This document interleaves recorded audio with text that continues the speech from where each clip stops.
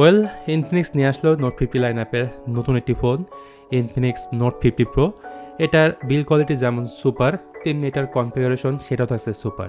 In fact স্মার্টফোনটিতে থাকছে 144 একটা AMOLED panel, powerful processor Helio G100 ultimate, 5200 mAh এর ম্যাসিভ একটা ব্যাটারি, এবং ফর দ্য ফার্স্ট টাইম ইনফিনিক্সের ফোনে আমরা দেখতে পাচ্ছি মেটাল ফ্রেম। সো ওভারঅল সব দিক থেকে এই ফোনটা কেমন হবে চলুন সেটা নিয়ে একটু ডিসকাস করি।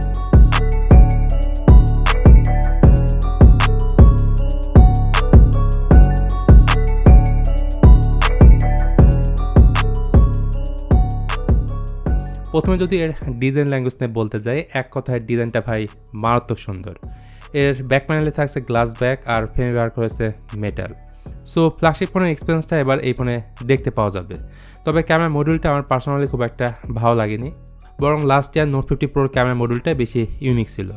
রয়েছে IP64 এর রেটিং, দরকারি প্রায় সব কিছু দেওয়া হয়েছে, যেমন secondary noise cancellation mic, type C port, IR blaster sensor, অর্থাৎ টিভিএসির মতো ইলেকট্রনিক্স ডিভাইস এই ফোন দিয়ে আপনি কন্ট্রোল করতে পারবেন।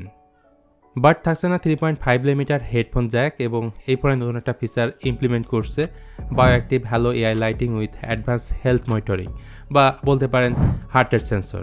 অর্থাৎ ইনকামিং কল, নোটিফিকেশন বা চার্জিংয়ের সময় এটা চলতে থাকবে, আর হার্ট রেট চেক করার জন্য এই সেন্সরটার উপর আঙুল রাখলে সেটাও আপনি দেখতে পারবেন। তাছাড়া এই ফোনটা যথেষ্ট স্লিম, মাত্র 7.3mm হচ্ছে এটার থিকনেস, এবং ওয়েট 198 গ্রাম। কালারগুলো দিয়েছে বেশ সুন্দর, titanium grey, racing grey, shadow black এবং পার্পল। আর দুটো ন্যানো সিম কার্ডই শুধুমাত্র আপনারা এই ফোনে ব্যবহার করতে পারবেন, এখানে SD কার্ড ব্যবহার করার কোনো সুযোগ থাকছে না। এদিকে এই ফোনটার সামনের দিকে রয়েছে 6.78 ইঞ্চির একটা ফুল HD+ 2K রেজলিউশনের ফ্ল্যাট অ্যামোলেড ডিসপ্লে, যার রেজলিউশন 1080x2436, এবং যেটা কিনা 144 Hz হাই রিফ্রেশ সাপোর্ট করে। Thin bezel almost narrow bezelless. এটা typical peak brightness 550 nits, high brightness mode 1000 nits, এবং পিক ব্রাইটনেস 1300 নিটস পর্যন্ত দিতে পারে। আর এই ডিসপ্লের উপরের দিকে রয়েছে ইন ডিসপ্লে ফিঙ্গারপ্রিন্ট স্ক্যানার, যেটা যথেষ্ট ফাস্ট অ্যান্ড অ্যাকুরেট, এবং কর্নিং গোলা গ্লাসের পরিশন থাকছে ফোনটার ডিসপ্লেতে। তাছাড়া কন্টেন্ট ওয়াচিং এক্সপিরিয়েন্সকে আরও বেটার এক্সপিরিয়েন্স দেওয়ার জন্য তারা এই ফোনে JBL এর স্পিকারটা ব্যবহার করেছে। এছাড়া কালার গ্যামুটের ক্ষেত্রে এতে 100% DCI P3 সাপোর্ট থাকছে, মানে অনেকটাই অ্যাকুরেট কালার এতে পাওয়া যাবে, এবং instant touch sampling rate 2160 Hz। ওকে পরিচয় হিসেবে এই ফোনে রয়েছে মিডিয়াটেক হিলিও G100 আলটিমেট। এটা মূলত G99কে একটু ওভারক্লকিং করে হিলিও G100 নামে তারা মার্কেটে এই চিপসেটটা এনেছে। তাছাড়া হিলিও G99 এর সাথে G100 এর মধ্যে কম্পেয়ার করলেও দুইটা চিপসেটের মধ্যে কোনো পার্থক্য আপনারা খুঁজে পাবেন না।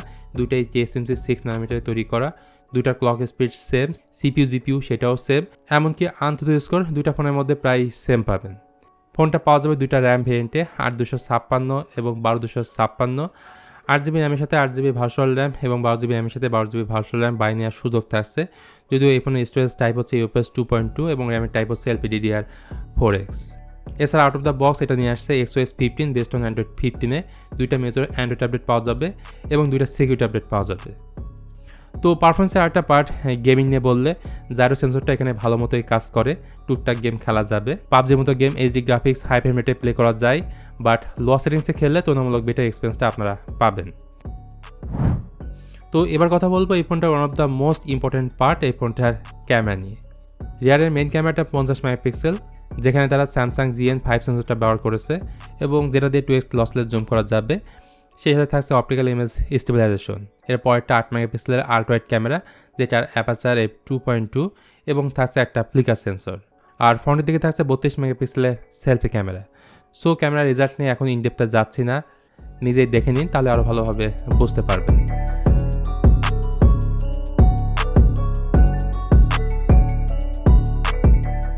তো এই ফোনটার আরেকটা জিনিস ইনফিনিক্স খুবই ভালো দিয়েছে, এই ফোনটার চার্জিং প্লাস ব্যাটারি ব্যাকআপ। এতে আছে 5200 mAh একটা ব্যাটারি, যাকে চার্জ করার জন্য ফোনের বক্সে দেওয়া হয়েছে 90 ওয়াটের একটা ফাস্ট চার্জার। আর চার্জিং পোর্ট হিসেবে থাকছে ফাস্ট চার্জিং 3.0 পোর্ট, এবং ভালো বিষয় হচ্ছে এই phone 30 watt wireless max charge support করবে। তো ইন্দোনেশিয়ান মার্কেটে এই ফোনটা যে দামে লঞ্চ হয়েছে সেটা বাংলাদেশি টাকায় কনভার্ট করলে দাঁড়ায় প্রায় 22,000 টাকার একটু বেশি।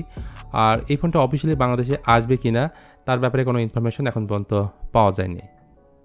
তো আজকে ভিডিওটা তাহলে এখানেই শেষ করছি। এই ফোনটার ব্যাপারে আপনাদের কোনো প্রশ্ন থাকলে সেটা জানাতে পারেন কমেন্ট করে। আর ভিডিওটি ভালো লাগলে please hit the like button, share করতে পারেন আপনার বন্ধুদের সঙ্গে।